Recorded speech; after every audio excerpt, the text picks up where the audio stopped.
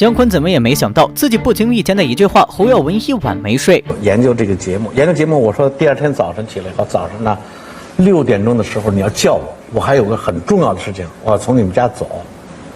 为了6点钟叫我，他一宿没睡觉。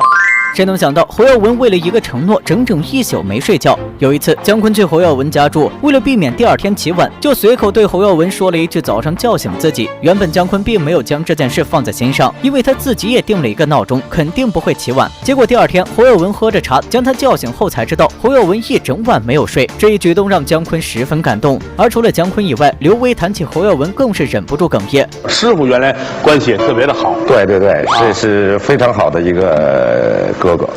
三哥是我真是，怎么说？应该说我在相声界除了我师傅以外，就是三哥了。大家都知道刘威是一位影视明星，其实在当演员之前，他曾是一名相声演员。因为性格耿直，刘威没少被同行排挤，可侯耀文却一直拿他当朋友。此外，杨少华父子也受过侯耀文的恩情。当年杨少华投奔侯宝林后，就把儿子杨毅也带了过去，但侯宝林家里实在太小，后来杨毅就住到了侯耀文家里。因为从小一起长大，所以杨毅也对侯耀文这个大哥非常尊敬。也因为这层关系，德云社天津分社开业后，杨少华父子处处出面帮忙。当然，最感激侯耀文的还是冯巩。当年要不是侯耀文和石富宽亲自到天津支线场要人，冯巩可能就不会有现在的地位。这是我一辈子的恩人，为了把我搬到铁路，亲自到天津去，为天津支线场演了3场，感动了我们厂的领导，才同意我走，才进的铁路，从此改变了我一生的命运。因此，侯耀文去世的消息传出后，很多人都难以接受。侯耀文去世，孟凡贵为何对记者恶语相向？我听到这个消息的时候，当时我还骂了记者一顿。他说：“孟叔，我跟你说一个事儿，说耀文老师去世了。”我说：“你放屁！他妈胡说八道什么呢？”为了确认事情真假，孟凡贵赶紧给侯耀华打去电话，可是打了好几遍都没人接。孟凡贵彻底绷不住了，哭着就对李金斗说三叔没了。刚开始李金斗也不相信，可事实就是事实。不仅孟凡贵、李金斗两人接受不了，其他相声界同行也不愿意相信。常宝华更是悲痛欲绝。我说管我叫四爹，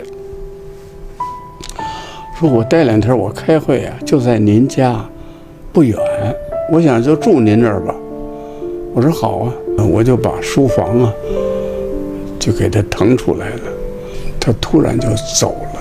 正在日本访问的姜昆得知消息后，也在第一时间赶回北京。在他看来，上天实在不公。原本被弟弟突然去世的消息整崩的侯耀华，也在见到姜昆那一刻，眼泪忍不住流下来。除了相声界同行，作为徒弟的郭德纲也仿佛感觉天都塌了。当时知道消息之后就觉着，哎呀，中国相声界天都塌了，当时觉得很难过。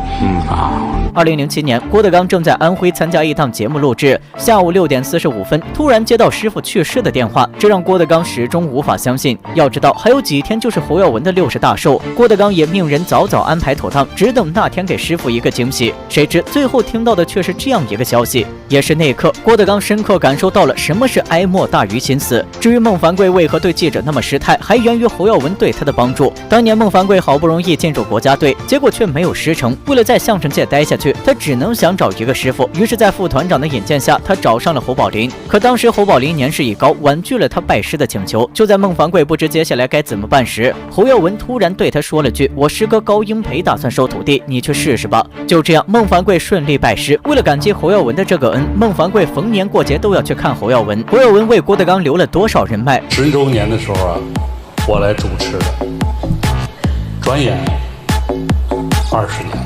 在德云社的很多演出中都能看到张国立的身影，而张国立如此给郭德纲面子，也是因为侯耀文的关系。当年侯耀文到四川找王永梭学写剧，恰好和张国立住一个房间，相谈甚欢的两人就慢慢成了好朋友。后来张国立到侯家居住期间，还得到过侯宝林的亲自指导。我在侯家待着，所以老爷子老把我当孩子一样，所以侯家的徒弟呢，再加上三哥这种关系呢，就都叫我叔。不过虽然没有入相声门，但侯家弟子对他都非常尊重。而节目中，张国立更是不掩饰对岳云鹏的喜爱。除此之外，蔡明也与德云社有着不错的关系。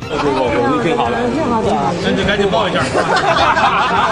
别看蔡明不说相声，但他不少朋友都是相声圈的，其中就包括侯耀文。由于两人都是春晚的常客，一来二去，两人就成了兄弟。也因为这层关系，侯耀文去世之后，蔡明一直照拂着德云社。德云社10周年庆时，蔡明就有亲自到场祝贺。岳云鹏能上春晚，也是因为蔡明的推荐。